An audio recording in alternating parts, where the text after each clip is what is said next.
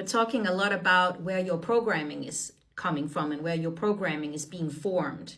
In early childhood, your experiences with love, relationships. How did you learn from a very early age what love is, how to be loved, how to give and receive love? How did you see your parents love each other and so on?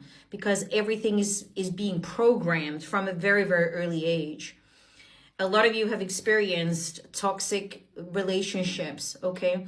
So there is a lot of factors that are in play here, because as I was talking about in my stories as well, that we come here to Earth and we actually plan out everything that we want to learn, okay? Who we want to meet, what we want to learn more, how long our karmic contract should be, and so on. So we've already chosen our parents, okay? We've already chosen our siblings, our romantic partners, which journey we want to be on, a soulmate journey, a twin flame journey.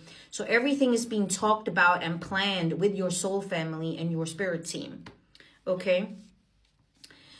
But how the conscious mind and the subconscious mind works when we are talking about neuroscience and the mind, we come here as souls to learn how to reprogram that, okay?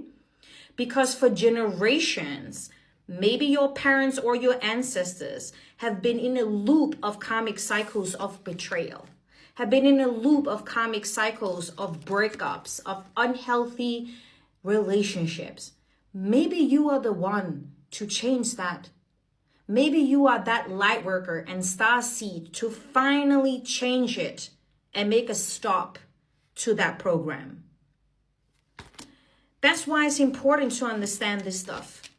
That's why it's important how to get out of fear.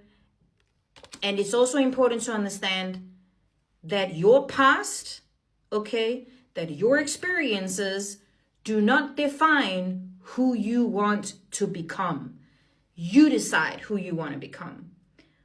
But you need to take the necessary action steps to change that by studying this stuff and to apply it into your life.